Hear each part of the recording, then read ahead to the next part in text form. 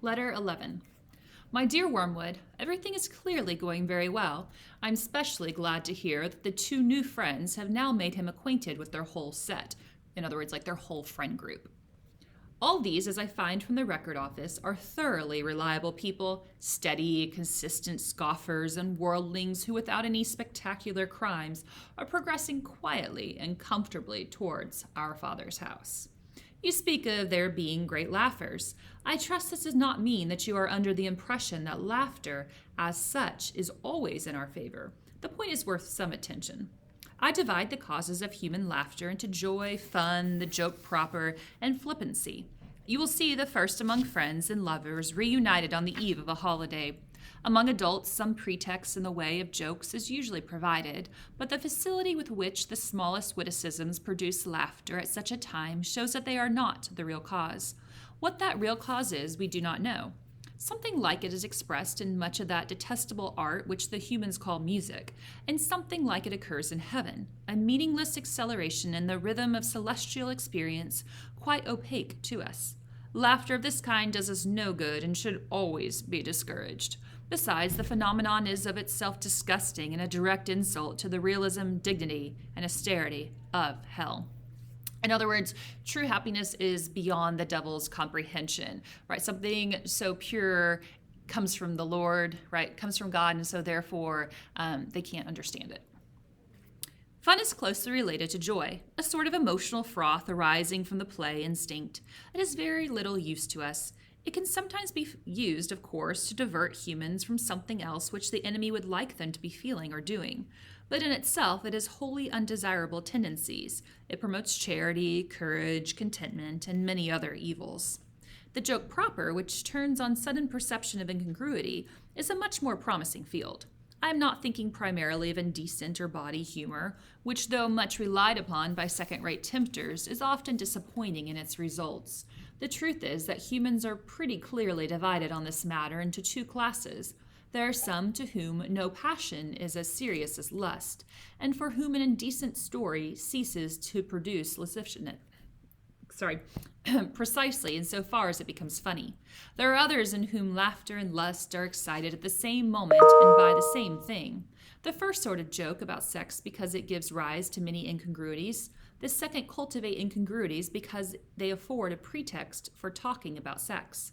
If your man is of the first type, bawdy humor will not help you. I shall never forget the hours which I wasted, hours to me of unbearable tedium, with one of my early patients in bars and smoke rooms before I learned this rule. Find out which group the patient belongs to, and see that he does not find out. The real use of jokes or humor is in quite a different direction, and it is especially promising among the English who take their sense of humor so seriously that a deficiency in this sense is almost the only deficiency at which they feel shame.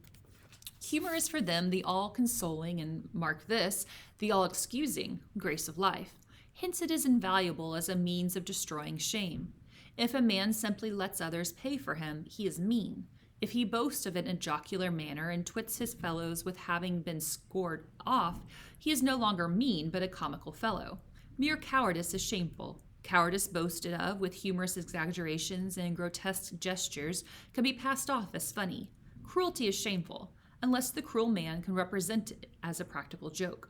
1,000 bawdy or even blasphemous jokes do not help towards a man's damnation so much as his discovery that almost anything he wants to do can be done, not only without the disapproval, but with the admiration of his fellows, if only it can get itself treated as a joke.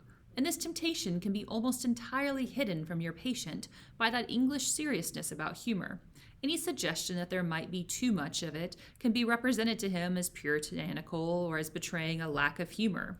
But flippancy is best of all. Flippancy is when you make light of a serious situation, and usually like in a disrespectful manner. In the first place, it is very economical. Only a clever human can make a real joke about virtue, or indeed about anything else. Any of them can be trained to talk as if virtue were funny. Among flippant people, the joke is always assumed to have been made. No one actually makes it, but every serious subject is discussed in a manner which implies that they have already found a ridiculous side to it. If prolonged, the habit of flippancy builds up around a man the finest armor plating against the enemy that I know, and it is quite free from the dangers inherent in the other sources of laughter. It is 1,000 miles away from joy. It deadens instead of sharpening the intellect, and it excites no affection between those who practice it. Your affectionate uncle, Screwtape. This isn't one of my favorite letters, but perhaps it speaks to you. But essentially, it's on the topic of laughter. And is laughter bad? Of course not, right? You can have humor, you can have laughter that is good and joyful and pure. But you can also have the humor that brings you down. And he talks about some of the different ways that humor can bring you down. And the last way he talks about is flippancy, right? Making light of a serious situation in a disrespectful way. And how often do we do that? Perhaps, and we don't realize who we're hurting. And he doesn't talk about sarcasm here, but that's what this makes me think about as well. The way people can use sarcasm against one another as basically a weapon. And sometimes you realize it, and sometimes you don't realize the damage that you could be doing.